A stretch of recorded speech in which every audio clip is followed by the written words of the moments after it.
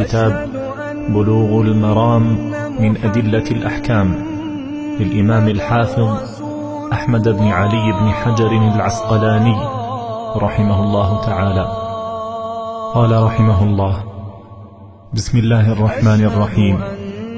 الحمد لله على نعمه الظاهرة والباطنة قدير. لله نحمده ونستعينه ونستغفره ونعوذ بالله من شرور أنفسنا ومن سيئات أعمالنا، من يهده الله فلا مضل له ومن يضلله فلا هادي له، وأشهد أن لا إله إلا الله وأشهد أن محمدا عبده ورسوله. يا أيها الذين آمنوا اتقوا الله حق تقاته ولا تموتن إلا وأنتم مسلمون. يا أيها الناس اتقوا ربكم الذي خلقكم من نفس واحدة وخلق منها زوجها وبث منهما رجالا كثيرا ونساء، واتقوا الله الذي تساءلون به والأرحام إن الله كان عليكم رقيبا. يا أيها الذين آمنوا اتقوا الله وقولوا قولا سديدا يصلح لكم أعمالكم ويغفر لكم ذنوبكم، ومن يطع الله ورسوله فقد فاز فوزا عظيما. أما بعد، فإن خير الحديث كتاب الله وخير الهدي هدي محمد صلى الله عليه وسلم، وشر الأمور محدثاتها وكل محدثة بدعة وكل بدعة ضلالة وكل ضلالة في النار.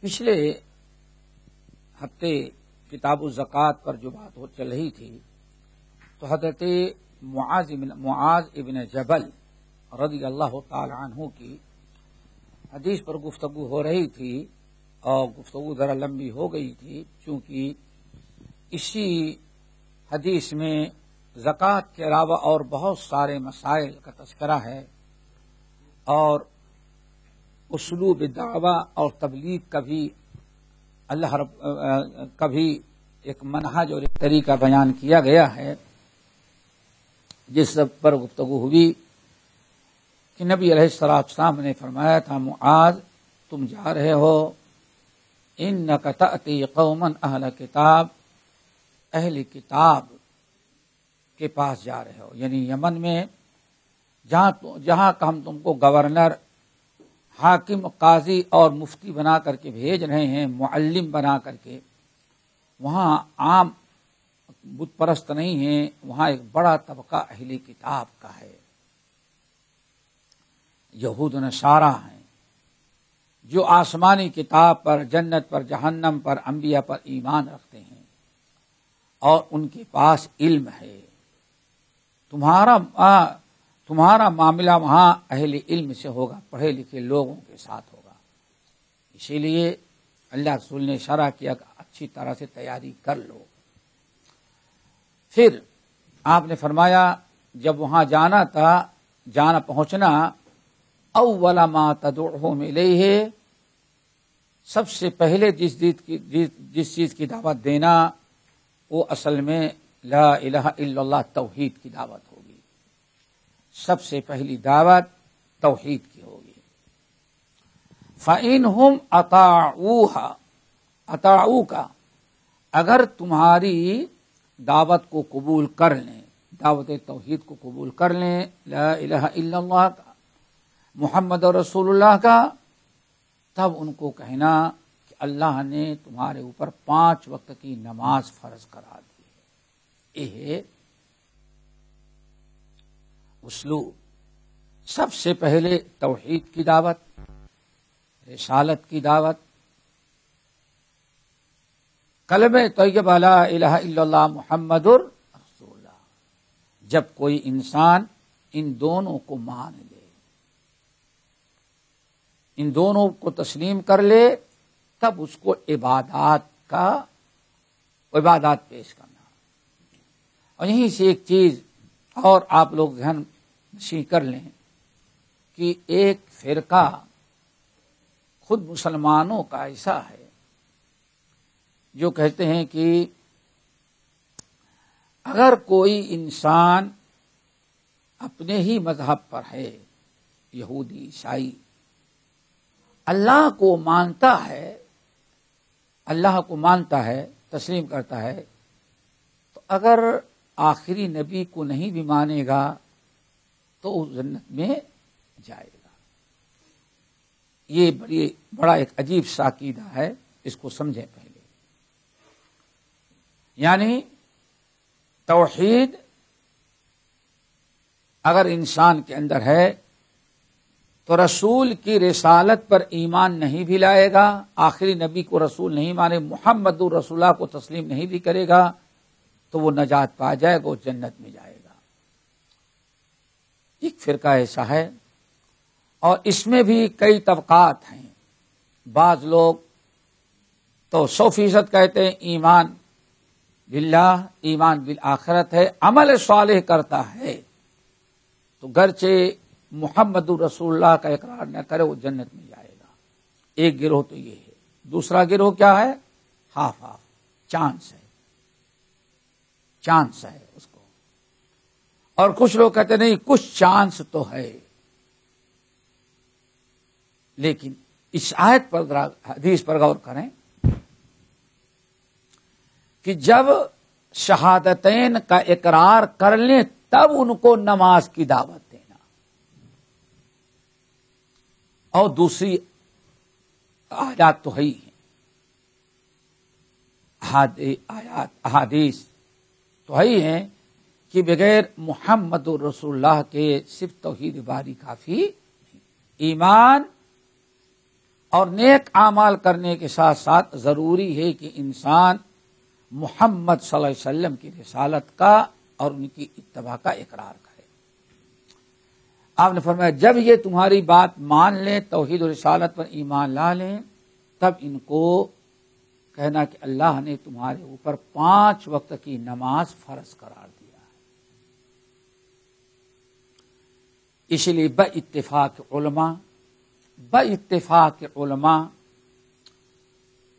شہادتین کے بعد اسلام کا سب سے بڑا رکن ہے، اور سب سے پہلا رکن وہ اقامت صلاح ہے۔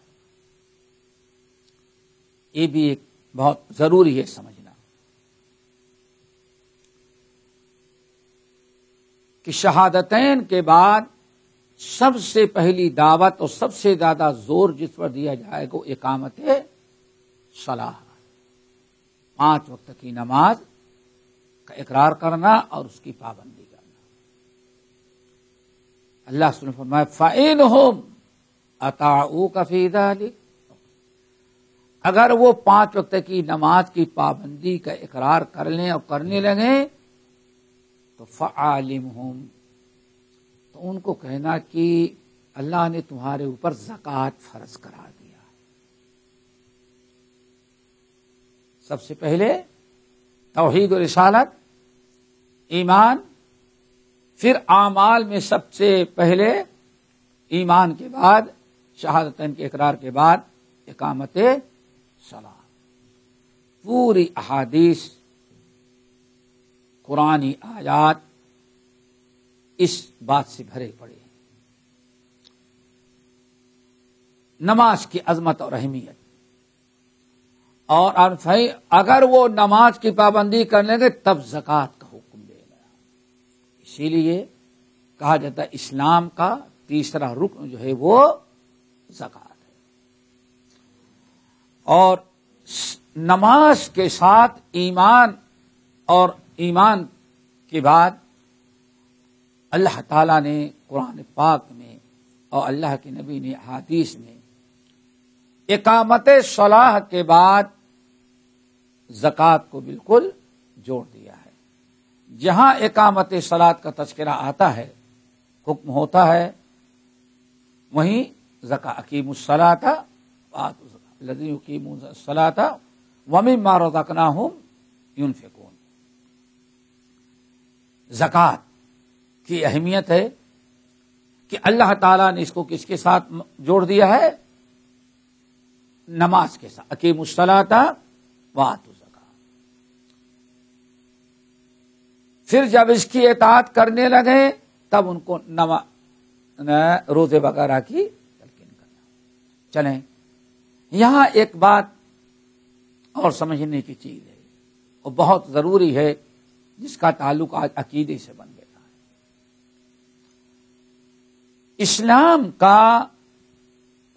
اسلام کی سب سے بڑی بنیاد توحید و رسالت کے بعد اقامت صلاح، ایتاء زکوٰۃ، پھر صیام رمضان، پھر حج بیت اللہ ہے۔ یہی حدیث جبرائیل میں اور یہی بنی الاسلام والا خمس والی حدیث کے اندر، اسی پر پوری امت کا اتفاق ہے، پوری امت کا اس پر اتفاق ہے، اور یہی سب کا عقیدہ اور منہج ہے۔ یہاں تک کہ آپ جانتے ہیں صحابہ کرام رضوان اللہ علیہ مجمعین مدینے کے باہر بھی جب گئے دعوت و تبلیغ کے لیے، تو انہوں نے اسلام کا تعارف انہی چیزوں سے کرایا تھا اور انہی کی دعوت دی تھی، انہی کی دعوت دی تھی، اور اسی پر زور دیا جانا چاہیے، اسی پر زور دیا جانا چاہیے۔ آپ پورے احادیث کے دفاتر اور نبی علیہ الصلوۃ والسلام نے جو دعات بھیجے تھے ان کو آپ دیکھ لیں۔ پھر ایک بڑا نازک مسئلہ ہجرت کا تھا، ہجرت کا تھا۔ جب مکے والوں نے بہت تنگ کیا تو نبی علیہ الصلوۃ والسلام نے مظلوم صحابہ کرام کو اجازت دیا کہ اگر آپ لوگ چاہیں تو حبشہ کا نجاشی بادشاہ بہت ہی زیادہ دیندار، مسلمان تو نہیں تھا لیکن بڑا ہمدرد ہے، اس کے ہاں کھلی آزادی ہے، آپ لوگ وہاں چلے جائیں، جب حالات اچھے ہوں گے تو واپس آنا۔ تو ایک بڑی جماعت ہجرت کر کے گئی، جس میں جعفر طیار رضی اللہ تعالی عنہ،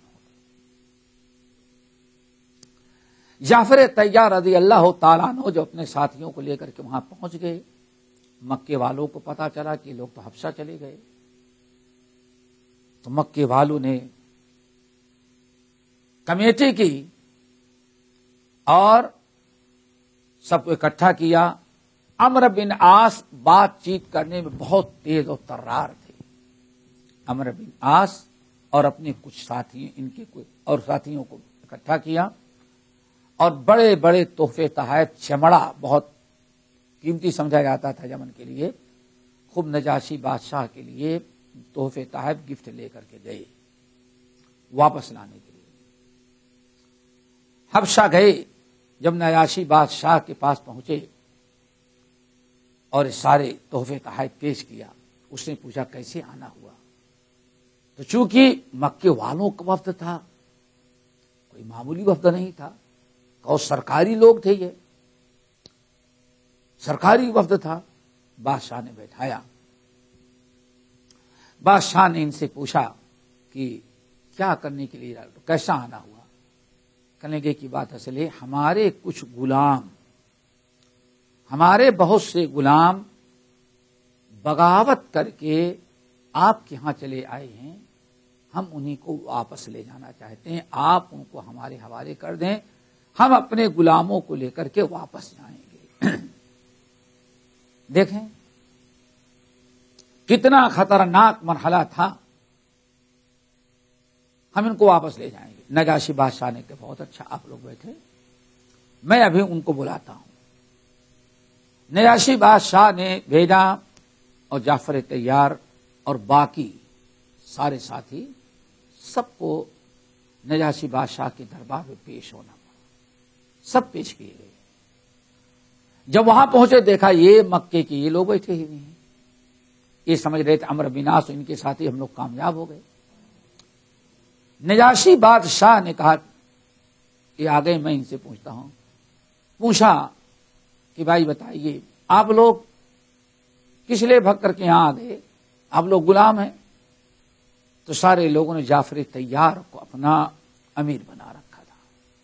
جعفر طیار آگے بڑھے، پوچھا ان سے، تو جعفر طیار نے کہا بادشاہ سلامت، ہم لوگ کسی کے غلام نہیں ہیں، سمجھیں، ہم لوگ کسی کے غلام نہیں ہیں، ہم سب لوگ آزاد ہیں. ہمارا یہ کنبہ، یہ قبیلہ ہے، آپ معلوم کریں. بات اصل یہ ہے کہ ہم لوگ گمراہ تھے، بھٹکے ہوئے تھے، شراب پیتے تھے، چوریاں کرتے تھے، مردار کھاتے تھے، بتوں کی پوجا کرتے تھے، چوری ڈکیتی سب کرتے تھے. اللہ تعالیٰ نے ہمارے درمیان ایک آدمی کو نبی بنا کر کے بھیجا جن کا نام محمد ہے صلی اللہ علیہ وسلم، اور ہم لوگ پیدائش سے ان کے حالات کو جانتے ہیں. وہ بڑے امانت دار، دیانتدار، صادق اور امین ہیں. اللہ نے ان کو رسول بنایا. ہم لوگوں نے ہم لوگ ان پر ایمان لائے، اور ہم کو انہوں نے نماز کا حکم دیا، یہ سکھلایا سب کچھ. جب ہم لوگ مسلمان ہو گئے اور نماز وغیرہ کا اہتمام ہمارے ہاں، یہ کفر شرک ہم نے چھوڑ دیا، تو یہ لوگ ہم کو ستانے لگے. تو ہمارے نبی نے آپ کے پاس ہمیں آنے کی اجازت دے دیا، چونکہ ہمارے نبی کو معلوم ہے کہ آپ کے ہاں دینی آزادی ہے، ظلم نہیں ہوتا، ہر آدمی کو اپنے اپنے مذہب پر عمل کرنے کی اجازت ہے. اس کے علاوہ کوئی ہمارا مقصد نہیں ہے، اور ہم لوگ کسی کے غلام نہیں. عمرو بن عاص اور ان کے ساتھی وہاں جھوٹے پڑ گئے. نجاشی بادشاہ نے ڈانٹا تو بڑے ہوشیار تھے عمرو بن عاص، انہوں نے ایک اور راستہ اپنایا. بادشاہ سلامت، آپ عیسائی ہیں، آپ عیسیٰ علیہ السلام کو مانتے ہیں، ان کی عبادت کرتے ہیں، اللہ کا بیٹا مانتے ہیں. ذرا ان لوگوں کا عقیدہ دیکھیں، ہمارے ہی خلاف نہیں، آپ کے بھی خلاف ہیں. ذرا ان سے پوچھیں کہ عیسیٰ کے بارے میں کیا ان کا خیال ہے. نجاشی نے کہا کہ ٹھیک ہے. جعفر چونکہ پیش وہی تھے، عیسیٰ کے بارے میں کیا خیال ہے؟ کہا کہ ٹھیک بتاتے ہیں. حضرت جعفر طیار سورہ مریم کی تلاوت شروع کی. نجاشی بادشاہ بیٹھا تھا اور اس کے بڑے بڑے علماء بھی اکٹھا ہو گئے تھے، بڑے بڑے پادری کہتے نا، پادری سے اکٹھا. جعفر طیار اپنے غریب مسلمانوں کے ساتھ بیٹھ کر کے سورۃ مریم کی تلاوت شروع کی. سورۃ مریم تلاوت کے حضرت یحییٰ و زکریا کا قصہ پورا ہوا. پھر حضرت وذکر فی الکتاب مریم، حضرت مریم کا تذکرہ. پھر جبرائیل کی آمد، حمل، ولادت، عیسیٰ علیہ السلام کا بات کرنا، وَأَوْصَانِي بِالصَّلَاةِ وَالزَّكَاةِ مَا دُمْتُ حَيًّا، پورا سب کچھ بیان کیا. تو نجاشی بادشاہ سنتا رہا، اور جتنے وہاں علماء ان کے بیٹھے سب رونے لگے. یہ ایسے انداز میں جعفر طیار نے پڑھا کہ سب سار و قطار رونے لگے. جس کا تذکرہ سورہ مائدہ وَإِذَا سَمِعُوا ابتدائی آیات سے دیکھیں، 7ویں پارے کی ابتدائی رکو، پہلا رکو، اللہ پڑھنا شروع کیا. حضرت عیسیٰ کا تذکرہ سنا اور لوگوں کا خاموش ہوئے. تو ایسے ایک تنکا اٹھایا، دھاگے پڑے رہتے ہیں نا، تنکا اٹھایا اور عمرو بن عاص اور مکے والوں کو جواب دیا. اس شخص نے، نجاشی بادشاہ نے، دیکھو اس نے جو جعفر طیار نے جو عیسیٰ علیہ السلام کے متعلق پڑھ کے سنایا ہے، اس میں اور ہماری انجیل کے اندر اس ذرہ برابر بھی کوئی فرق نہیں ہے. یہاں پھر ناکام ہو گئے. عمرو بن عاص یا کہیں کفار مکہ کا وفد ناکام ہو گیا، لاجواب ہوا. تحفے تحائف واپس پھینک دیا نجاشی بادشاہ اور سب کو گیٹ آؤٹ کر دیا. یہاں آپ دیکھیے پورے دربار میں جو پیش کیا، بس ہمارے نبی صدق کی، سچائی کی، نماز کا، امانت داری کا، انہی اچھی چیزوں کا حکم دیتے ہیں، شرک سے بچنے کا حکم کہتے ہیں، اترکوا ما کان یعبد آباؤکم، ان مورتیوں کی پوجا نہ کرو، اپنے خالق مالک کی عبادت کرو. یہی سب. اب آپ ذرا دیکھیں نجاشی بادشاہ کے دربار میں بھی کیا بتایا جا رہا ہے؟ توحید، رسالت، ارکان خمسہ کا تذکرہ ہے. یہی آپ پڑھ ڈالیں گے، کہیں کوئی اور چیز نہیں ملے گی. اسی پر سب کا اتفاق، یہاں تک کہ عبداللہ بن شبا یہودی بدبخت نے جب شیعہ مذہب قائم کرنا چاہا اور حضرت عثمان بن عفان کے خلاف پروپگنڈا شروع کیا تو اس نے ایک مسئلہ خلافت کا نکالا کہ رسول اللہ صلی اللہ علیہ وسلم کا خلیفہ ابو بکر عمر نہیں تھے، اصل میں کون تھا؟ علی تھی. اگلی بات سمجھے. اس نے خلافت کے مسئلے کو توحید اور رسالت سے بھی بڑا مسئلہ ضروری قرار دیا. آپ اس کے بعد سے لے کر کے آج تک روافضہ کے ہاں اسلام کا سب سے بڑا رکن کیا ہے؟ خلافت. سب سے بڑا رکن کیا ہے؟ خلافت. خلیفہ معصوم ہوگا، بلکہ خمینی کے قول کے مطابق خلیفہ جو ہوگا اور رسول سے بھی بڑا ہوتا ہے. چلتا رہا یہ حالات ایسے ہی. اب شیعہ سنی اہل سنت والجماعت کے نزدیک اسلام کا سب سے بڑا رکن کیا ہے؟ توحید، رسالت، ارکان خمسہ. پھر اللہ رب العالمین قوت و طاقت دے، ہماری حکومت ہو تو اس میں کیا؟ اسلامی حکومت. یہ اہل سنت والجماعت کا ہے. لیکن اسی وقت سے شیعہ کا عقیدہ کیا ہے؟ عبداللہ بن سبا کے بعد سے نہیں، اسلام کا سب سے بڑا رکن کیا ہے؟ خلافت. تقریباً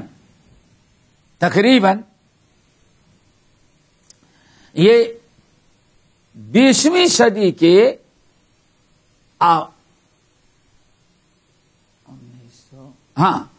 20ویں صدی کے پہلے ربع کے اندر،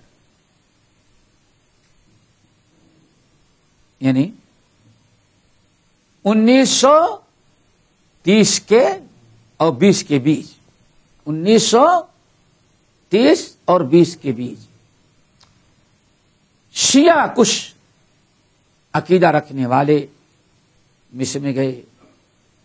وہاں انہوں نے اپنی شیعیت اور رافضیت پھیلانا چاہا تو حسن البنا انہوں نے جو بنیاد رکھی شیعوں کے ساتھ مل کر کے، ایک تو انہوں نے دار التقریب قائم کیا. دار التقریب ایک ایسا سینٹر بنایا، دار کے معنی گھر، دار التقریب ایک ایسا ادارہ قائم کیا مصر میں جس ادارے کا نام دار التقریب.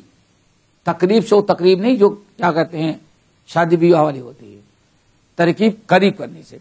یعنی یہ ایسا سینٹر ہے کہ مسلمانوں کے ہر فرقے کو ملائیں اور قریب کریں. آ رہی بات سمجھے نا؟ دار التقریب قائم کیا اور پھر دنیا کے سب سے بڑے بڑے شیعہ جو تھے تقریباً ان کو بلا کر کے دعوت دینا اور شیعہ سنی دونوں ایک مذہب ملایا جائے. آری بات سمجھنا؟ جب یہ بعض اہل سنت شیعوں کے ساتھ اتحاد کیے ملے تو اب باتیں آ گئی کہ شیعہ عقیدہ جو تھا ان کے نزدیک بھی آ گیا کہ سب سے بڑا اسلام کا رکن کیا ہے؟ خلافت ہے. آگئی بات میں جو ہم کہنا چاہتے ہیں سمجھ گئے نا؟ خوب سب سے بڑا کیا ہے؟ وہ پہلا فریضہ مسلمانوں کا کیا ہے؟ خلافت قائم کرنا. کہ چلتے چلتے وہ تحریک یا وہ افکار و نظریات حسن البنا کے داماد سے جب ہندوستان پہنچے انگریزوں کے دور میں آزادی سے پہلے بامبے سینٹر بنایا، پنجاب یونیورسٹی میں 3 مہینہ جا کر کے رہا، اس نے یہ عقیدہ پھیلایا جس سے ابو الاعلی مودودی متاثر ہوئے، ابو الاعلی مودودی متاثر ہوئے۔ پھر وہیں سے ہندوستان کے اندر بھی یہ فکر متحدہ ہند کے اندر گرس کرنے لگی، خلافت خلافت خلافت۔ خلافت اول ہے، باقی ساری چیزوں کی اصلاح بعد میں، اور یہ خلافت ارکان خمسہ سے بھی بڑا معاملہ۔ یہ فکر کہاں سے زبان سے کہیں نہ کہیں، لیکن عملاً یہی ہے، عملاً یہی ہے۔ اور سب سے بڑی توحید کیا ہے؟ خلافت کے نام پر حکام کو، دیندار مسلمان حکام کو قتل کرنا، ختم کرنا، انقلاب لانا، اور ایک نئی ایسی حکومت قائم کرنا جس حکومت میں اور جس ملک کے اندر یہ حدیث کی کتابیں نہیں چلیں گی۔ یہ بھی یاد رکھنا، یہ حدیث کی کتابیں نہیں چلیں گی۔ تفسیر ابن جریر سے لے کر کے تفسیر ابن کثیر تک یہ تفسیریں نہیں چلیں گی۔ کیوں؟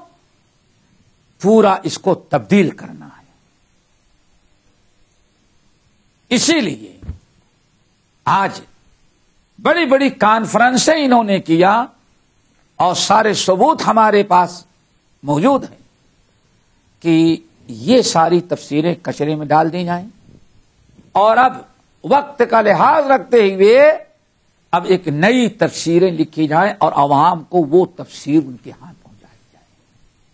اسی میں تدبر قرآن، تفہیم القرآن، ظلال القرآن، یہ ساری تفسیریں جو ہے اسی مقصد کے تحت لکھی گئی ہیں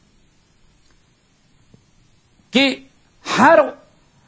اب قرآن کی ایسی تفسیر کی جائے جو ہماری سیاست ہے، جو ہماری سیاست کے کیا ہو وہ مطابق ہو۔ اسی لیے آج بڑے سے بڑے ادارے میں چلے جائیں، یہی تفسیریں، انہی کا درس، انہی کتابوں کا مطالعہ، سب کچھ یہی ہوتا ہے۔ آپ تجربہ کر لیں گے، جہاں سوائے ان کے اپنے اس فکر کی کتابوں کے علاوہ لائبریری میں کوئی کتاب آپ نہیں دیکھیں، اور نہ تو کوئی کتاب آپ کو پڑھنے کے لیے دیں گے، تو چاہتے تھے کہ ساری چیزیں ختم کر ایک نیا اسلام لوگوں کے سامنے پیش کیا جائے، جس میں نہ کتاب و سنت کا چرچا ہو، نہ توحید و سنت کا ہو، بلکہ کیا ہے، ہر آدمی جیسے ہو کرتا رہے سیاست، یعنی جو آج دنیا میں سارے مذاہب نے کیا وہی مذاہب یہ بھی اسلام اسی انداز سے بنانا چاہتے ہیں۔ تو یہ بات میں نے اس لیے بتائی کہ یہ انحراف شروع سے تھا، لیکن اہل سنت والجماعت میں حسن البنا نے پہلے یہ تحریر شروع کی، تحریک چلائی، اور دارالتقریب کے ذریعے یہ سارے فتنے پھیلے، اور آج بھی تقریباً مثال کے طور پر آپ لوگ جانتے ہیں ایک ڈاکٹر صاحب ہیں، ڈاکٹر آج کل بہت زیادہ ان کا بات سپر آیا، اتنا پہلے پیشین گوئی کی تھی کہ ہاں ترکیہ اور پاکستان سے انقلاب پیدا ہوگا، سمجھ گئے نا، اور اسرائیل سے دوستی کریں گے۔ اسرائیل سے خود دوستی کی ہے، سمجھ گئے نا، لیکن سمجھ گئے نا، ان کی پوری تحریر ان کے ماننے والوں کے پاس آپ بیٹھ جائیں تو یہی کہیں گے بھائی ٹھیک ہے، یہ ارکان ہوتے ہیں، ذرا سنو، یہ ارکان ہیں، ارکان ہیں۔ ہم لوگ کیا کہتے ہیں، اسلام کے ارکان کیا ہیں؟ بنی الاسلام والا اسی پلر ہیں۔ ذرا دیکھو قرآن و حدیث کی اور ارکان خمسہ کی تحقیر، تذلیل، توہین اور اس کو معمولی قرار دینے کے لیے کس قدر بیوقوفی اور حماقت اور کتاب و سنت اور اسلام میں تبدیلی لا کر کے کس طرح سے مذاق اڑایا۔ مثال دیتے ہیں، دیکھو ہم نے کب کہا کہ یہ ہم نے کہاں کہا کہ یہ ارکان نہیں ہیں، اسلام کے 5 ارکان ہیں، وہ تو اسلام میں ہے۔ دیکھو آدمی انکار نہیں کرتا لیکن یحرفون الکلم عن مواضعہ، ان لوگوں نے قرآن کا انکار تو نہیں، جو حدیثیں ان کے مزاج کے خلاف تھے ان کا تو انکار کر دیا، لیکن قرآن کا انکار نہیں۔ تو اب چاہتے ہیں یہ ساری تفسیریں دفنا دی جائیں اور نئے انداز کی جو تفسیر اب لکھی جا رہی ہیں، اے لوگ لکھ رہے ہیں، سمجھ گئے نا، تدبر قرآن، تفہیم، سمجھ گئے۔ اب یہ تفسیریں آئیں کیوں؟ ان تفسیروں میں قرآنی آیات کو توڑ مڑوڑ کر کے ان کا جو منہج ہے، جو ان کی فکر ہے، اس کے مطابق شرح کی جائے۔ اب دیکھو کتنی بھائی، آپ لوگ کہتے ہیں اسلام کے 5 پلر ہیں، 5 پلر کی کوشش کرنی چاہیے نا۔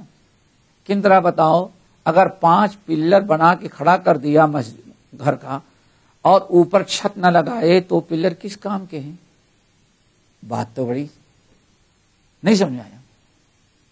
کبھی تقریر سنیں، کیسے سنو ان کے، ہاں سمجھیے نا، لاہوری بابا کی، ڈاکٹر صاحب، ڈاکٹر جو دین میں بگاڑ پیدا کر کے، سمجھ گئے نا، اور پوری دنیا کے مسلم قوم ملکوں نے ان کا بے دخل اور بائیکاٹ کیا، سمجھ گئے نا، اور دعویٰ کرتے تھے ہاں اپنے بالکل اپنے آپ کو مہدی بننے کی، سمجھ گئے نا، اور بہت سارے معاملات ہیں، اللہ لا حول ولا قوت الا باللہ۔ اب ذرا سوچیں، تحقیق کہتے ہیں پلر تو ہے، اگر چھت نہ ہو تو پلر کس کام کے؟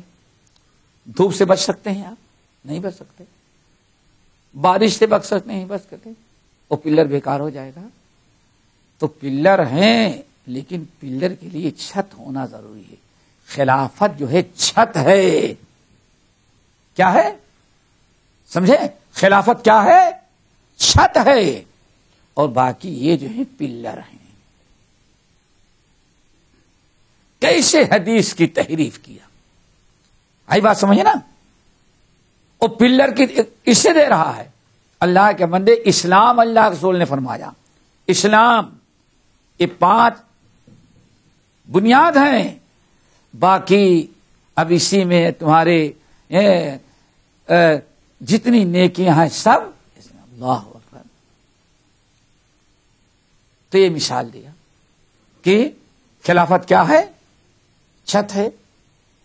چھت جب تک نہیں رہے گی پلر کام نہیں دیں گے۔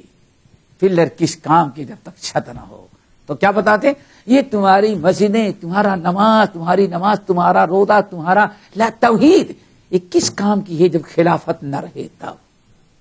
کتنا تحقیر کیا ظالم انسان نے، کس قدر توحید، کتاب و سنت میں تحریف، اور اس کے معنی واہ کیا زبردست اصلاح خلافت کا ثبوت دے دیا میرے بھائیوں۔ تو اس لیے آپ لوگ ذرا اس بات پر، چونکہ میں نے کہا یہ حدیث جو ہے صرف مسائل کے نہیں بلکہ عقائد کی بنیادی چیزیں بھی اس میں مضمر ہیں۔ تو یہ سب سے اہم بنیاد اسلام سب سے پہلے کیا ضروری ہے؟ توحید، توحید، توحید، پھر نماز، روزہ۔ جب یہ خوب مضبوط ہوں گے اصل میں، تو اب اس پر جب اسلامی حکومت ہوگی تو پورے ملک میں اسلام ہوگا، ہر آدمی میں اسلام ہوگا، سمجھ گئے نا؟ چھت جو آتی ہے کس کے بعد؟ دنیا میں کہیں پہلے چھت نہیں بنائی جاتی، پہلے کیا بنائی جاتی ہے؟ وہ دماغ خراب تھا، لوگوں کو بیوقوف بنایا ایسی تشریح کر کے، نہیں سمجھ میں آیا۔ وہ چھت کھڑی ہی نہیں ہو سکتی جب تک کہ پلر نہ ہو۔ اسی لیے دوسرے نے، ان کا استاد جو پہلا تھا، ان کا استاد جس سے الگ ہوئے تھے ڈاکٹر صاحب، انہوں نے کیا تشریح کی؟ استاد سمجھ گئے نا؟ انہوں نے کیا تشریح کی؟ اب ذرا دیکھو، یہ بھائی اصل اسلامی حکومت قائم کرنا ہے، خلافت، باقی یہ نماز وغیرہ جو ہیں یہ اصل میں اسی حکومت قائم کرنے کے ٹریننگ کورس، ایک تدریب ہے، اللہ اکبر، عبادت، واقم الصلاۃ لذکری، اے موسیٰ نماز قائم کرو ہمارے ذکر کے لیے۔ پتہ چل گیا نماز کا مقصد اللہ تعالیٰ کی عبادت اور ذکر ہے۔ آئی بات سمجھ میں؟ لیکن وہاں کیا مقصد بتایا گیا؟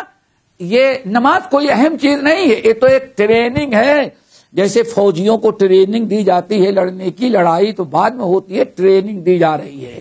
تو ہم کو نماز، روزہ، یہ سب ٹریننگ کورس کر رہے ہیں، سب کس کے لیے؟ خلافت قائم کرنے کے لیے۔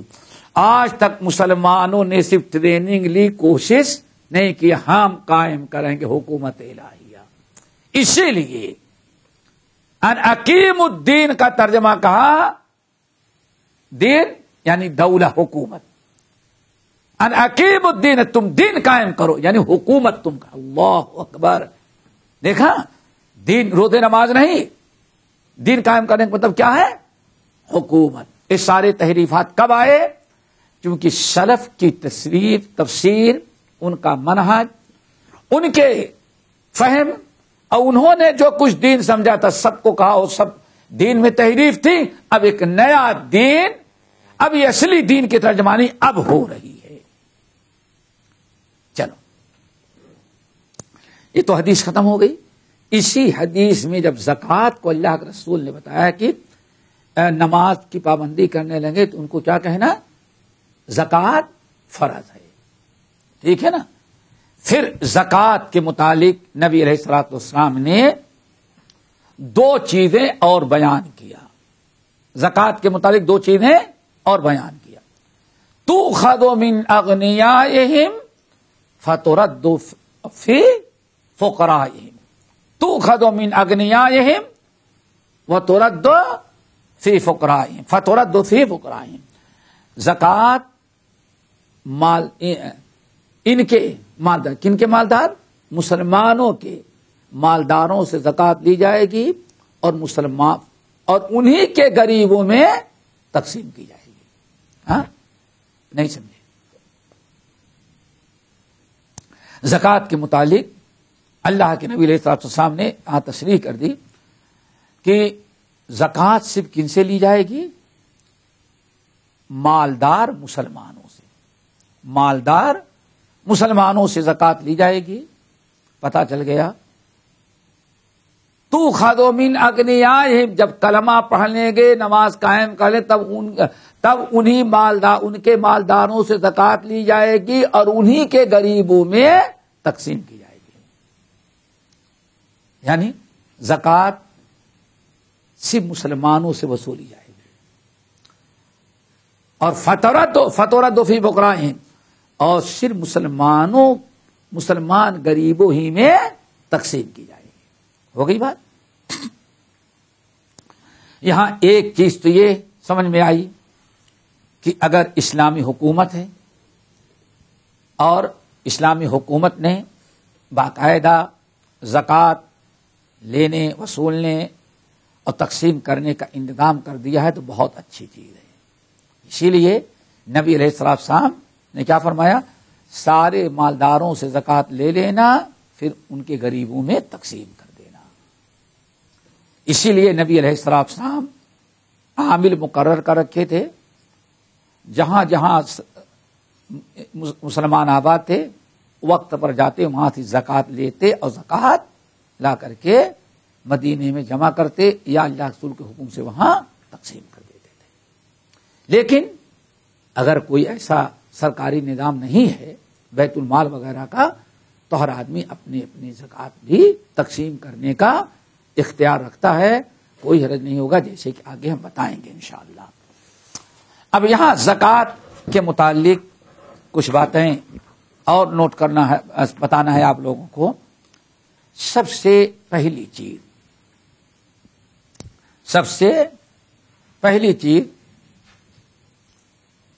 زکوٰۃ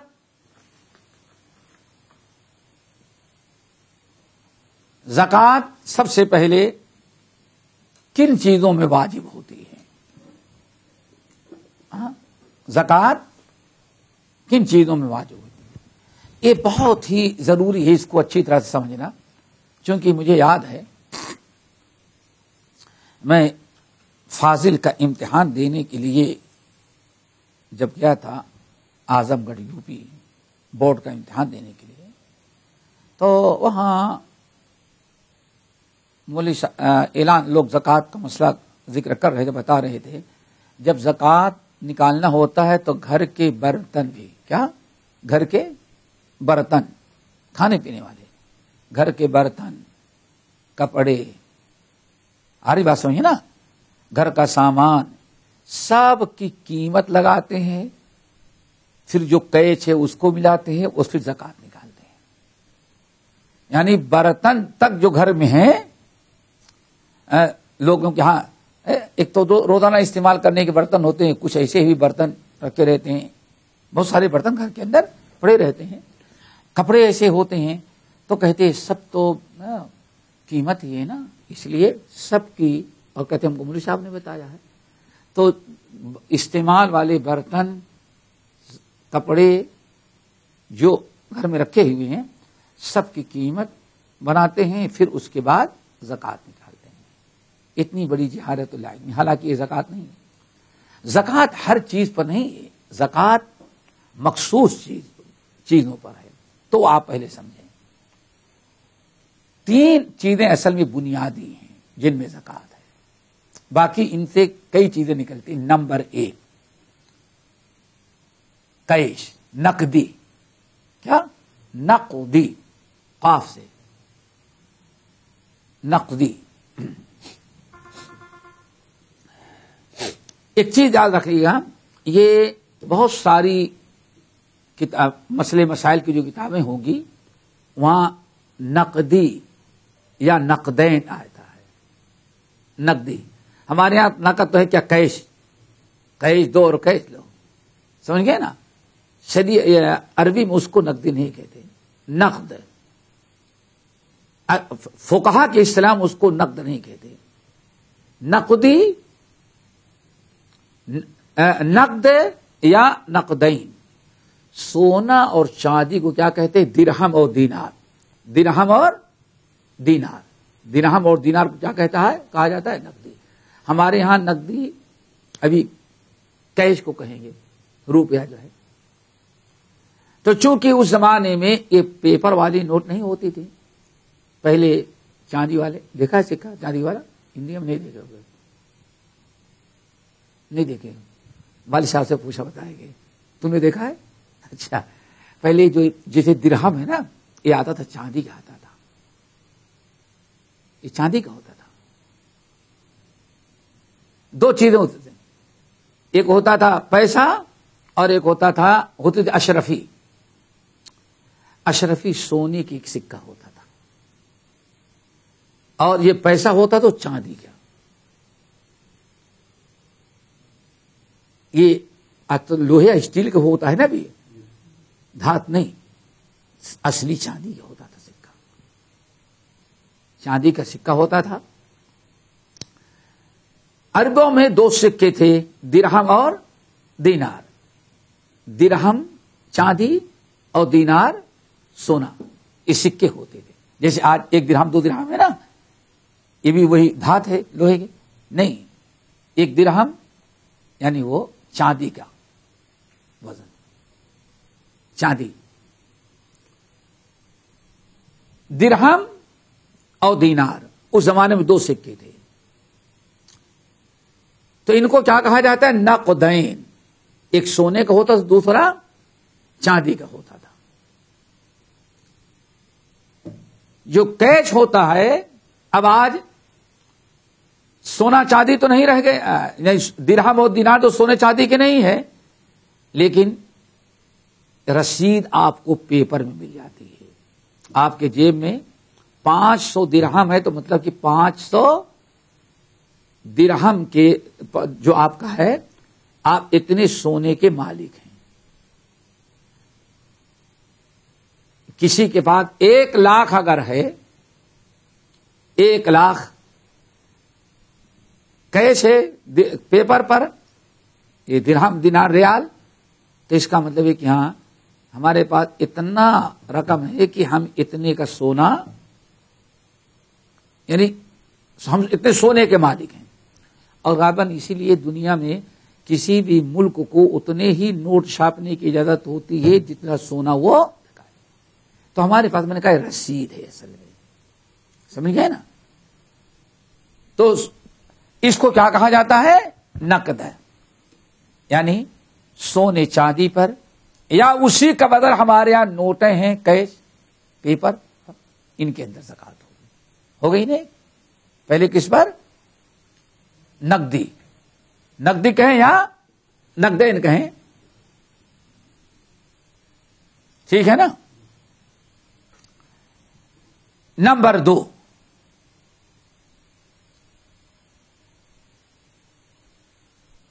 زمین کی پیداوار پر، زمین کی پیداوار، کھیتی۔ اب زمین کی پیداوار، اس میں بہت ساری چیزیں آ جاتی ہیں، تفصیل آئے گی آگے، ٹھیک ہے نا؟ زمین کی پیداوار۔ نمبر 3، مویشی اور جانور، پالتو جانور، یعنی بشرطے کہ حلال ہو، بھیڑ، بکرا، بکری، دمبا، گائے، بھینس آ جائے گی، اونٹ، یہ سب۔ میں نے کہا بشرطے کہ حلال ہو، کیوں؟ آج لوگ بلی بہت پالتے ہیں، کتے بہت پالتے ہیں، سمجھے نا؟ آپ لوگوں کے ساتھیوں میں ایک صاحب ہیں، ایک دن ٹیلی فون کیے، تقریباً 27 بلی پال رکھے ہیں۔ کتنے؟ 27 بلی پال رکھے ہیں۔ کتوں کو تو جانتے ہیں، آج شاید کہ کسی بکری اور بیل کو اتنی قیمت ہو جتنی قیمت آج کتوں کی ہے۔ 10 کتے لوگ پال ڈالتے ہیں، 10 کتے، حرام جانور پر نہیں۔ یہ 8 ازواج من الضأن 2 ومن المعز، اس میں ہے، ٹھیک ہے نا؟ مویشی 3 ہو گئے نا؟ یہ 3 ہے۔ اب ان تینوں سے بہت ساری چیز نکلے گی، لیکن مین کیا ہے؟ یہ 3 ہے۔ جیسے تجارت بھی اسی نقدی میں آ جائے گی، سمجھ گئے نا؟ کوئی آم کا بزنس کر رہا ہے، وہ بھی اسی زمین کی پیداوار میں سے ایک قسم آ جائے گی۔ آپ لوگوں کو کیا ناریل ہوتا ہے، ان کے ہاں چاول ہوتا ہے، تو بہت ساری چیزیں، اس لیے مین میں نے بتایا۔ زکوٰۃ کے مال کتنے ہیں تقریباً؟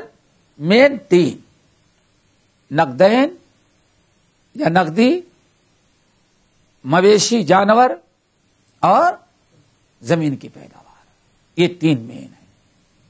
پھر یہ زکوٰۃ واجب کب ہوتی ہے؟ کن لوگوں پر؟ زکوٰۃ واجب کن لوگوں پر ہوتی ہے؟ یہ دونوں سمجھ لیے نا؟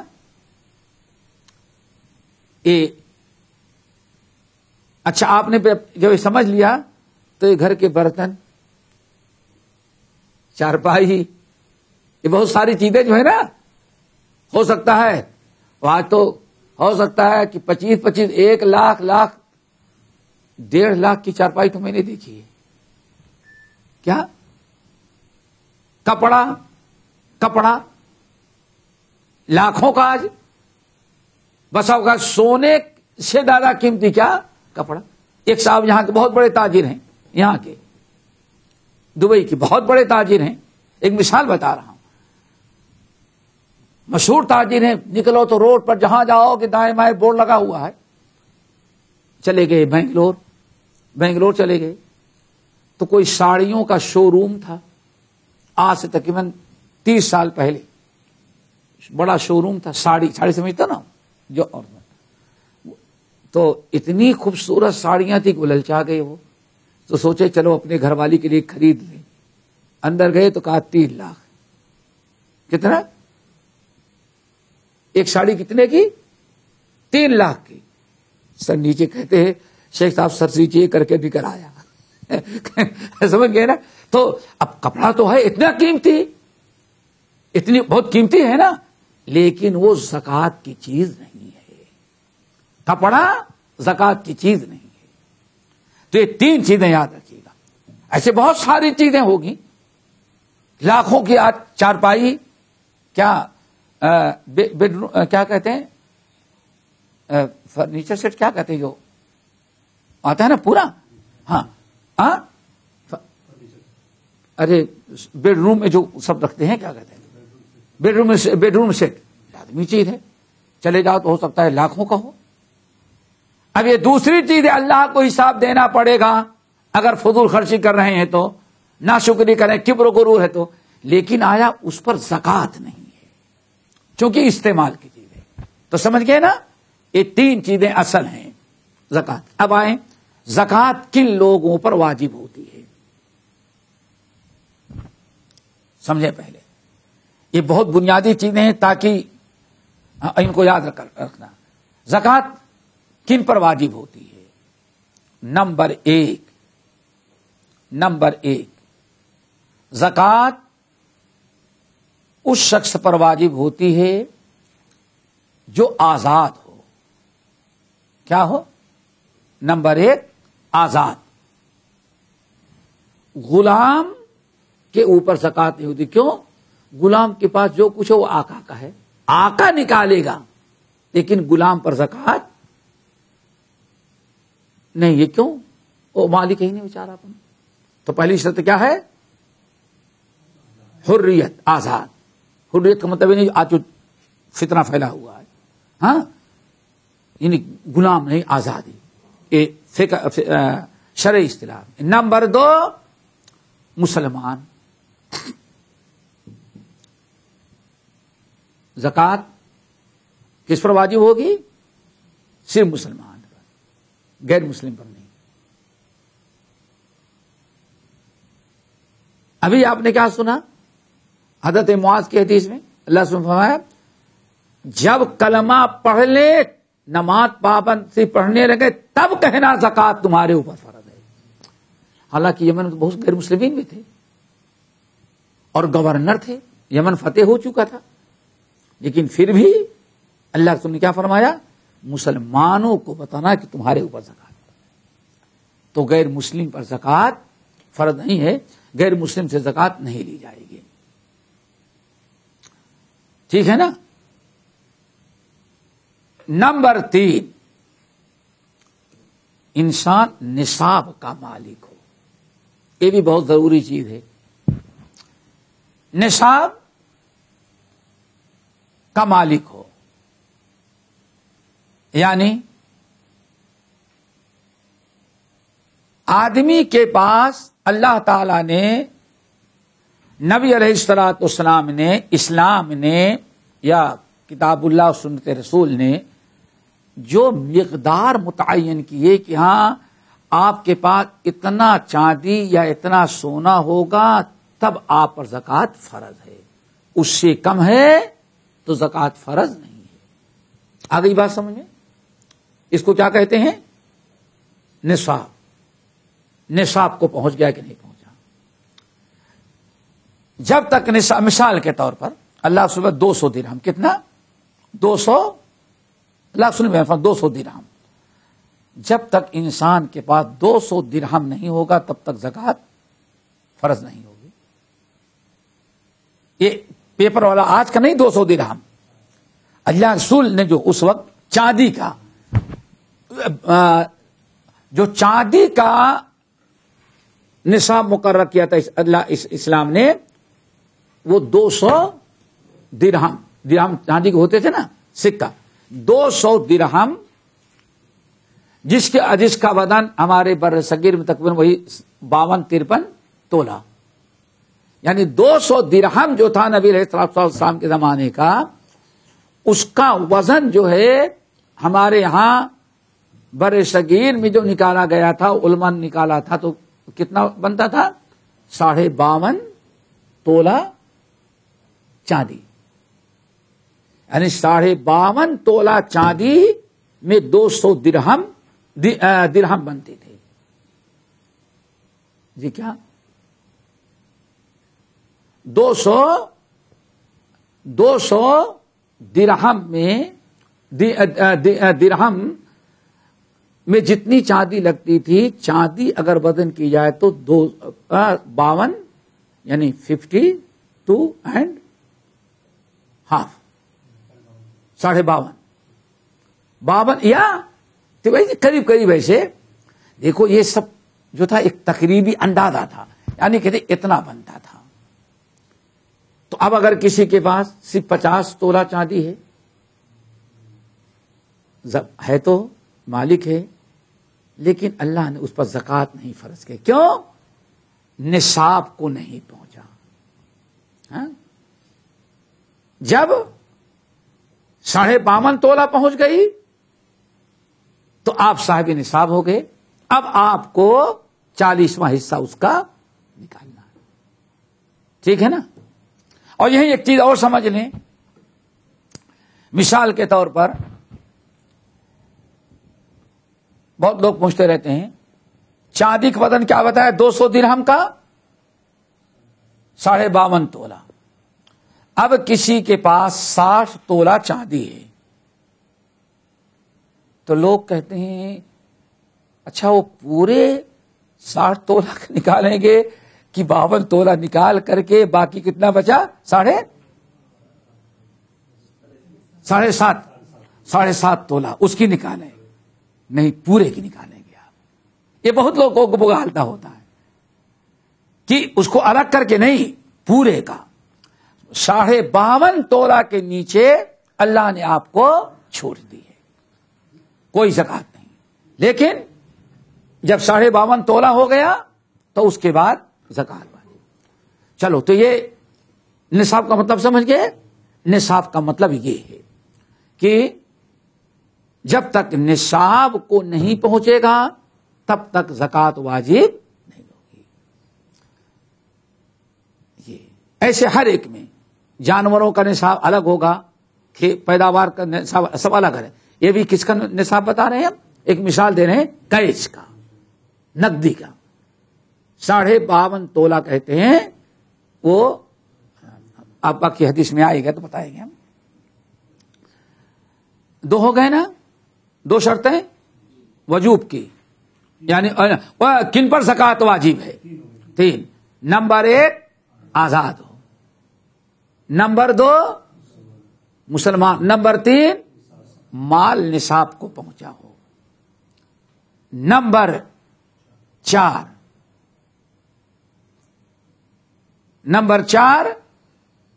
انسان جو اس کے پاس مال ہے واقعی وہ کلی طور پر اس کا مستقل مالک ہو. مالک ہو، یہ بھی بہت سمجھنے کی چیز ہے. مستقل مالک ہو اس کا. مثال کے طور پر ہمارے یہاں بہت بڑا مسئلہ آتا ہے. کبھی کسی کے گھر میں انسان کا انتقال ہو گیا، آپ گھر کے تو مالک ہیں، بڑے ہیں، آپ کے والد آپ کو سب کچھ بڑا بنا رکھے تھے. لیکن وفات کے بعد تو جو کیچ چھوڑا ہے اب وہ آپ مالک تو ہیں لیکن پورے مستقل مالک آپ نہیں ہیں. کہ ہیں مستقل مالک؟ بھائی بہن کا حصہ، بھائیوں کا حصہ، ماں ہوگی اس کا حصہ ہے تو. لیکن آپ ایسے سب اکٹھا رہے تو ہو سکتا ہے زکوٰۃ فرض ہو. لیکن آپ 5 آدمی ہیں ممبر اور 5 اپنا اپنا حصہ لے لے تو نصاب گھٹ گیا. ہو سکتا ہے نا بھائی 10 لاکھ چھوڑ کے گئے ہیں اور ورثہ جو ہے 5 چھوڑ کر کے گئے. اب انتقال کے بعد اگر اس کو تقسیم کریں 5 حصوں میں تو ہو سکتا ہے اب آپ کے پاس جتنی ملکیت ہے وہ نصاب کو نہ پہنچے.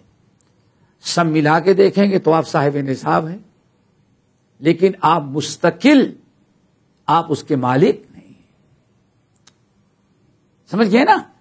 یہ ہے کہ انسان کی ملکیت مستقل ہو، کسی اور کا اس میں حق نہ ہو سکتا ہے پارٹنر کا حق ہو، پڑوسی کا حق ہو، سمجھ گئے نا، اپنے کسی رشتہ دار کا حق ہو، تو جب تک آپ کا اکیلا مال نہیں ہوگا تب تک آپ کے اوپر زکوٰۃ فرض نہیں ہے. ٹھیک ہے نا؟ یہ چند باتیں ہیں، باقی انشاءاللہ آئندہ، اور یہ بڑی بنیادی چیزیں ان کو یاد کر لیں گے نا تو پھر کتاب الزکوٰۃ سمجھنا آسان ہو جائے گا. حدیث اقول قولی ھذا واستغفر اللہ من کل ذنب واتوب الیہ. ہمارے چینل کو سبسکرائب کیجیے اور بیل آئیکن کو دبانا نہ بھولیے تاکہ آپ کو نئی ویڈیو برابر ملتی رہیں. لائک اور شیئر کرنا نہ بھولیے.